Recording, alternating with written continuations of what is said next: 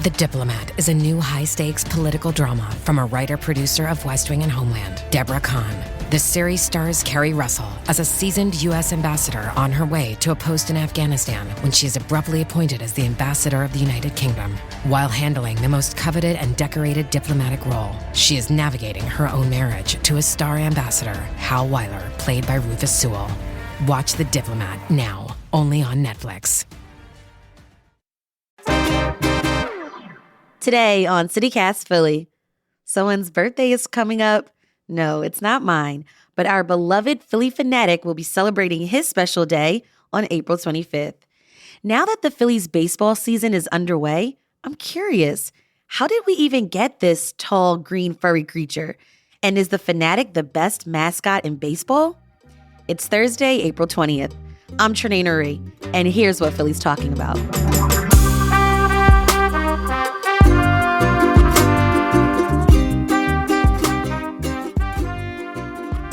AJ Mass, you're a writer and editor at ESPN and the author of the book, Yes, It's Hot in Here, which chronicles the history of mascots.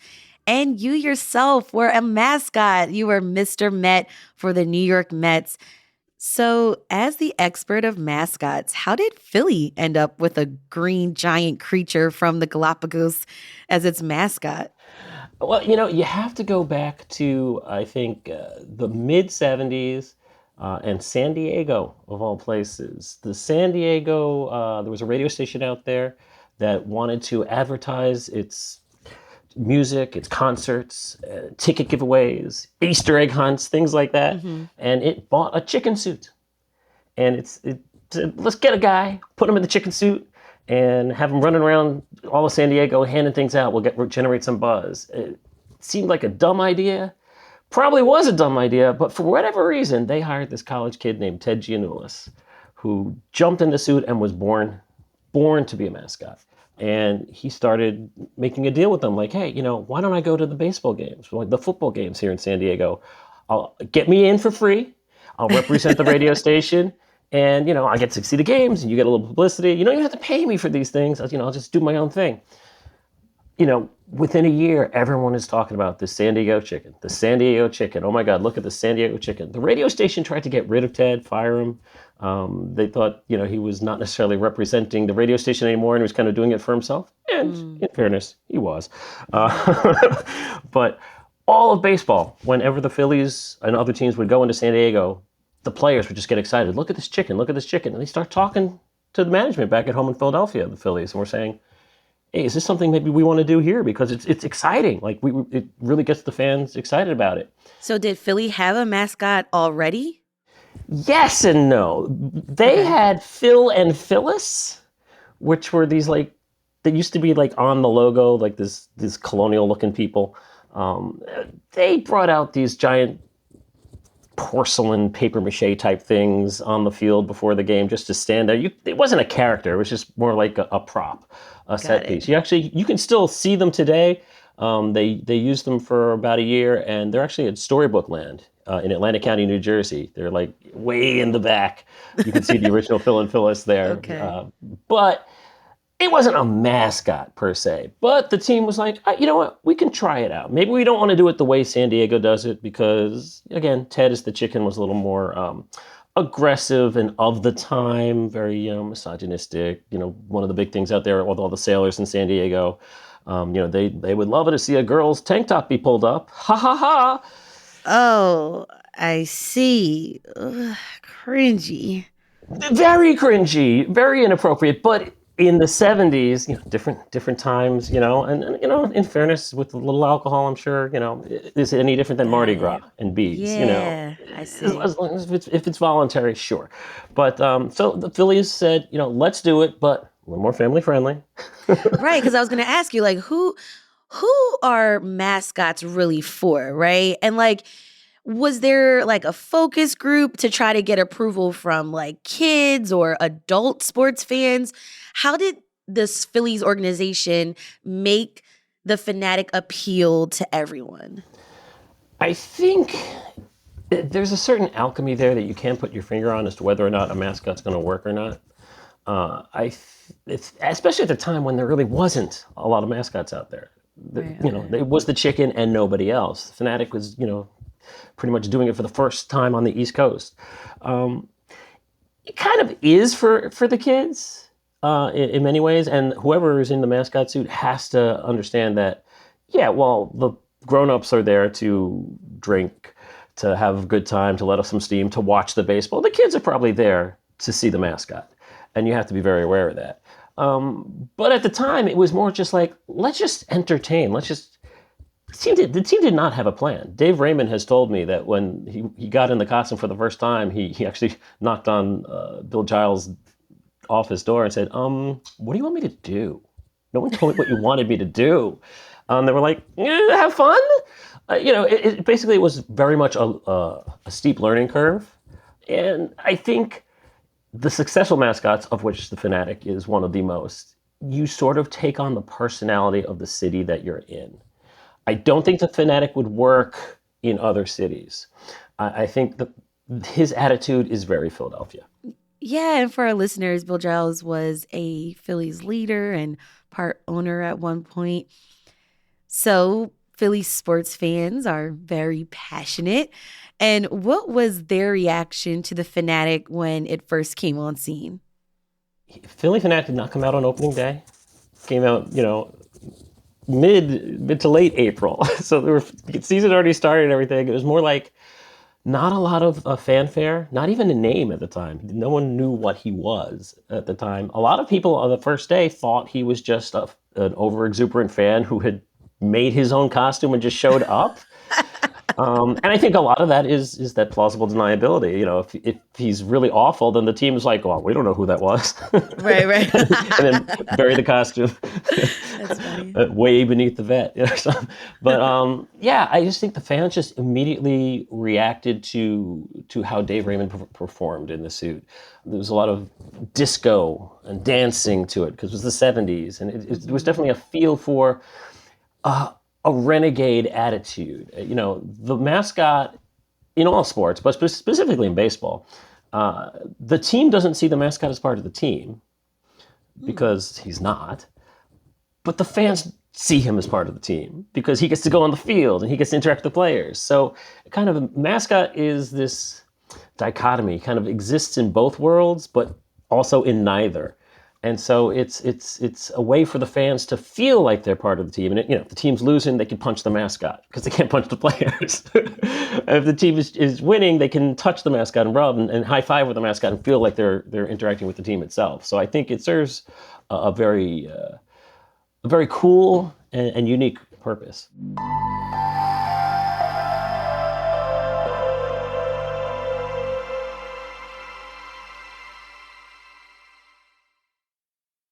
So it's safe to say that the Phanatic experiment definitely worked. So how did, I guess, the influence of the Phanatic really influence how other organizations create their own mascots? Generally speaking, everyone from that point forward was trying to copy either the chicken or the Phanatic, and probably the Phanatic.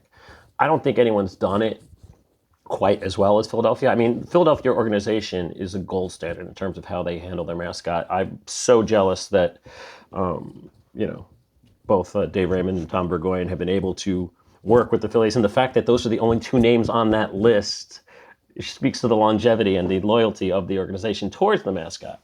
Right. And Dave and Tom wore the Phanatic suit. Yeah. And, Pittsburgh tried to create the Pirate Parrot shortly after the Phillies, brought Dave Raymond in to kind of help train their mascot.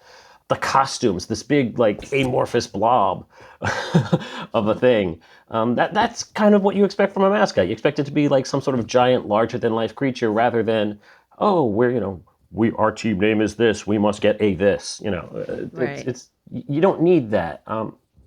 Other sports as well. When you create your mascot, Gritty isn't Gritty really. I mean, yes, he's a giant orange Babadook, but he's a version of the Phanatic, All right, well, I got to ask you, who do you think is a better mascot, Gritty or the Phanatic? Oh, well, Gritty needs to put in the hours. You got to put in the time. Okay. In fairness, Gritty should not have worked. Should not have worked, Why? and certainly not as quickly. It takes time to develop a mascot that has that personality and everything. I think the negative reaction to Gritty out of the gate by everybody else kind of galvanized the whole city to say, "Oh, you don't like Gritty? Well, we love Gritty. We'll show you." I think that helped. No, I think Gritty's fantastic. It was surprising even to Dave Raymond, who helped create the character. It was surprising how quickly it caught on. Interesting. And I got to shout out Franklin the dog for the Sixers.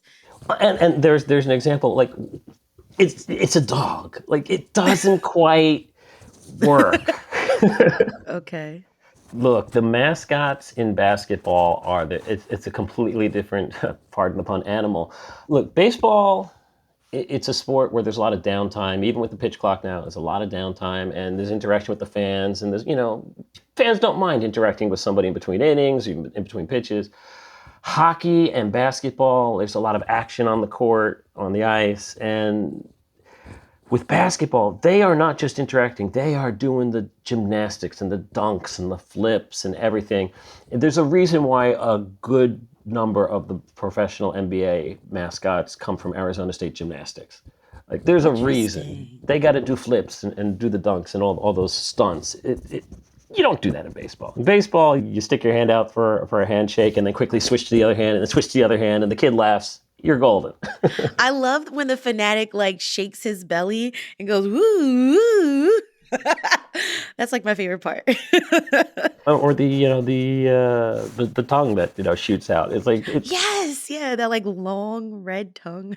there are quirks to the mascot, the Phillie Phanatic, that are uniquely the Phillie Phanatic. And again, it comes down to it's not the costume per se, but it's what the performer can do with the costume that becomes part of the character. And one of the major reasons the Phanatic has been so successful is it was Dave Raymond from the get-go till '93, and then Tom took it over in '94 and has been doing it ever since. So you get that kind of continuity and character.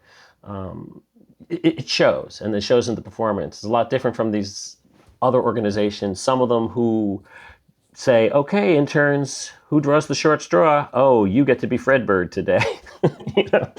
That's no way to run an organization or a mascot who is the single most important PR tool at a team's disposal, and yet you're going to put some, college intern in the suit? I don't get it. Why do you think mascots like the Phanatic are so enduring in our city? I think Philadelphia in particular, the Phanatic came around and the team started winning, and that certainly helps accelerate the beloved nature of it. But it's also, you're really rooting for laundry when you root for a baseball team. What do you mean by that? I mean, players get traded, and now they're no longer the person you root for. Players retire. I may go to the game today and take, my kid with me. None of the players from when I grew up are still part of the team. It's a completely, but the Phanatic's still there. The Phanatic is still there. It's the same Phanatic doing the same stuff and the same traditions. Mm-hmm. And that matters. That's part of it. That's something that you can share. So when, if you are an 8-year-old kid going to Phillies games in the late 70s, you can share that same feeling with your kid when you take him today, even though Tug McGraw is not pitching anymore. Mm-hmm. It's that kind of, I get it. The Phanatic. What does it say about Philly as to why we love this green creature so much? I think it's the attitude. The Phillie Phanatic, from the get-go, was that kind of in-your-face, take no prisoners kind of mascot, ball of energy. Way too big for the costume, way too big for the stadium. Just barreling through and saying, you're not going to stop me. You are not going to stop me. And that's kind of the energy of the city. I'm from New York originally. I'm a New Yorker. But I recognize the energy of Philadelphia when I go and visit the city. And it's its own unique thing. All right. That's AJ Mass, writer and editor at ESPN. Thanks so much for joining me on CityCast Philly. My pleasure. It was a hoot. We'll include a link to AJ's book in the show notes, and we highly recommend it. It's really funny and informative. And here's what else Philly's talking about. the city reached a deal with the property owner of the University City Townhomes. According to WHYY, the settlement includes 70 new affordable housing units, and each household will also receive up to $50,000. Another portion of the site will still be owned by IBID Associates and can be used for a separate development. And alligators are back in the news. This time, the city's animal care and control team removed one from a home in North Philly this week. According to KYW, a woman called ACCT Phillie because her ex-husband had a 4 to 5 foot pet alligator living in the basement. Since they separated, she wanted the animal out of the house. I mean, me too. Now get this. This is the third alligator animal care and control had to deal with in a month. It is illegal to own an exotic and potentially dangerous pet in the city. It's time for the tip of the day, where we share a life hack for living in Philly. To celebrate the Phanatic's birthday, the Phillies are giving away free t-shirts to fans at the April 23rd game. Happy birthday, Phanatic, and go Phils! If you have a tip of the day, we'd love to hear from you too. Call or text us at 215-259-8170.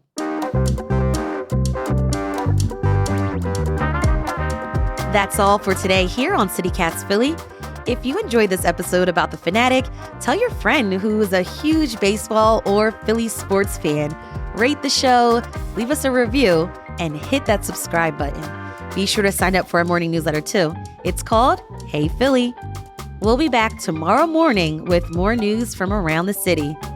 Bye.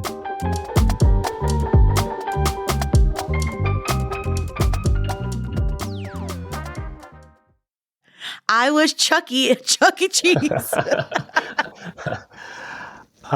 You were Charles Entertainment Cheese. Yeah.